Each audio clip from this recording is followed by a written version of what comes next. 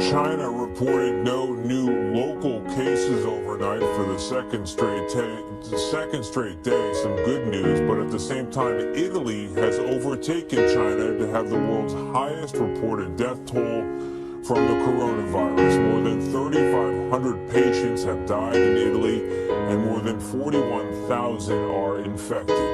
MTN's tie-up shows how the hospitals in the hardest hit parts of northern Italy are reaching a breaking point.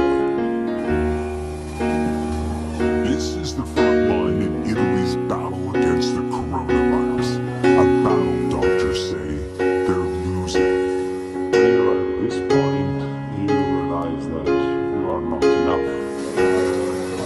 What you're seeing here isn't even the ICU. That's already full. This is the emergency room, flooded with new arrivals, all gasping for breath. Doctors cover patients' heads with the precious few plastic ventilators they have. But make no mistake, this is one of Europe's most advanced hospitals, and it's on its knees. Just outside its doors, and the Italian military moves in under the cover of darkness. Their first job, to find a place to bury the dead after Bergamo's cemetery near Milan was overwhelmed.